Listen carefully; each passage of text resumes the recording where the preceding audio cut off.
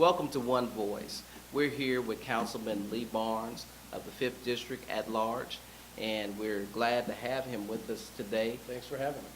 We appreciate you. We appreciate all the work that you're doing. We know that you keep quite a busy schedule. Yeah, just a little bit. All right. We were talking before the show began, or before the interview began, and you were talking about the different neighborhood associations this past weekend, and you had quite a few picnics and barbecues to go to. Just within the 3rd and 5th district, I had 4 or 5 neighborhood association picnics, or whatever you want to call them, gatherings, and made it to each one of them. So it was a full weekend. That's pretty impressive. I know people are glad that you're out and about, and that really says a lot about what you set out to do from the beginning, and just being amongst the folks and making sure that you're hearing the voices. Well, I mean, that's one of the key principles that I want to instill, is that we have to understand what the people are saying, what the people are needing, and what they're wanting to see the city look like. So that's just one of the ways that we can get out and do that. Absolutely. We've seen a lot of development occur downtown, west of Truce, and there's been a lot of talk about development needing to occur east of Truce. And I know that you've been working on a plan called the Shared Success Plan, and that the City Council, you and others, are trying to bring this forward. Can you tell us a little bit about the Shared Success Plan and how that will enable development east of Truce?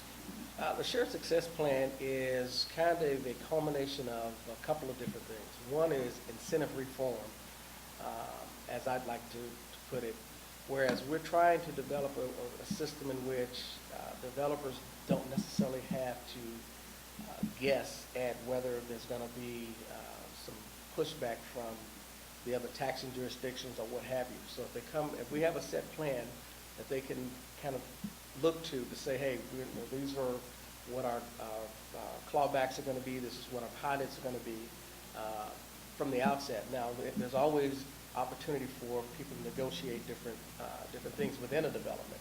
But we wanted this kind of a standard bearer to say, this is going to be the standard in which the city is going to look at for developers in terms of developing pilots and a pilot schedule for the incentives. I understand. And so can we talk a little bit more about the details of the plan in terms of what would make a project east of Truce qualify for the Shared Success Plan? And let me go back up a little bit and talk about the shared success portion of that plan. What we're trying to do is say that in areas in which some may argue that development has occurred enough to where there may not be much need for incentives, we're putting a plan in place to say, well, if we do give incentives for that area, a portion of the city's portion of some of those incentives can now be drawn back and given to a fund that can be useful for developing the east side. And the fund will probably start off somewhat small, but as developments occur and grow, and as the fund is able to grow, we can start then drawing upon those funds to help incentivize even further development on the east side. You know, there was one of the most contentious projects was the project with BNIM in Hellsburg, and there was a petition drive and folks who were really mobilized against that development because some folks saw that or thought that that particular project didn't need any incentives. So when you look at projects like that may get incentive, then this program could essentially still benefit other areas of critical need. Exactly. And ultimately we had negotiated a 40 to 45% pilot that the developer was going to pay back to the other taxing jurisdictions. Well, with the Shared Success Plan, the city's portion of those pilots could have gone to the fund that we're talking about, the Shared Success Fund.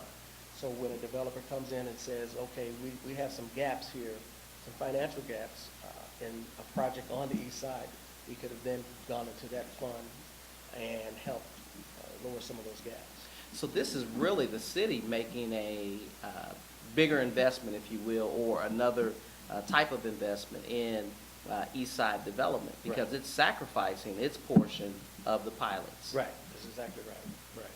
So it seems, so what has gone into this process in creating this type of strategy? Because this is very unique and very creative, and seems like something that would work to benefit development on the East Side.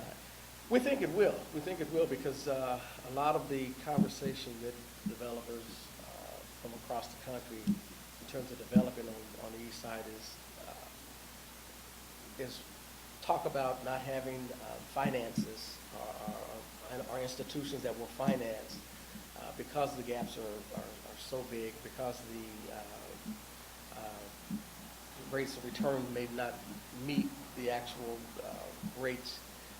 Projected rates of returns may not meet what a bank looks for in terms of commercial projects or what have you. So this is just our way of saying, okay, we can further assist with some incentives coming from other projects that have, are in areas in which the incentives may not be needed as much. So where is the council in approving this ordinance that will allow the shared success plan to come to life? It has gone through the Planning, Zoning, and Economic Development Committee, and it will be on the council floor at our legislative session next Thursday. So for the average citizen that's out there that sees this interview, what is it that they should know, and why should they support this particular ordinance if they so choose? Well, a couple of things. One is that it is a plan that we feel ultimately will help spur development on the east side. Because you have to start off with, we already have the need, but then we have to have a way to fill the gaps that can fulfill that need. And I think this is one of the things that will do it. Secondly is, as the whole of Kansas City gets developed, and as the whole of Kansas City starts prospering, all areas need to be able to have a part in that prosperity. So I think this is one of the factors, not the only one, but this is one of the factors that will help the entire city continue to grow. As I look around and at what we try to do at BEU and some of the areas of need, such as in the 5th District in particular, as well as when you look at the 3rd District in particular, those areas are areas where we've lacked significant investment for a great period of time. And so there's a great need for housing, great need for retail, great need for even industrial or light industrial to some extent to create jobs or what have you. So from our perspective, we see that this is an opportunity to help even those CDCs such as a BEU or a SWO or even a 12th Street Heritage to be able to have monies for some of those pre-development costs, which are pretty intense at the very beginning of a project. Right. And so it seems like this measure would really help even those agencies move forward a lot faster. And even with projects that are done in more developed areas, downtown, Crossroads, or what have you, you will notice that incentives are front-loaded. So because that's where most of your cost and are your challenges as it relates to whether you're going to meet your gaps or be able to fulfill your gaps. So when you have that front-loaded piece and you're able to help ease some of the burden there, that's when because most the standard bearer for incentives is 100% for the first 10 years and 50% for the second 15. Well, I think most people think if you get through that first 10 years, you should be much better in line to be able to meet your financial goals on the second half. Yeah, and as I look at East Side projects, one of our biggest costs is the infrastructure alone, which means that that added incentive or what have you, or that added support, makes a pro forma cash flow a lot better, or will make a cash flow a lot better. Right, and that's one of the reasons that the state legislature, in its infinite wisdom, decided that we can have these incentive programs is because some of these projects really need infrastructure, public infrastructure, repaired as they develop the project. So this is a way for the public to gain some benefits as well as helping the developer get their projects done. So for next Thursday at the City Council, what time should supporters be there to for nothing else, just to be present to say that we'd like to see this pass so that development can continue to occur, but definitely this program could be a catalyst for development even on. The legislative session starts at 3 o'clock. Don't know exactly where this will be on the docket, but if you're there at 3 o'clock, that should be sufficient enough time for us to move through. Legislative session probably will take no more than an hour, so we'll probably get to it about 3:15, 3:20. Well, we thank you, Councilman Barnes, for your time and appreciate all the work that you're putting forth to make sure that development occurs and that folks are put in a position of ownership, management, development, and employment.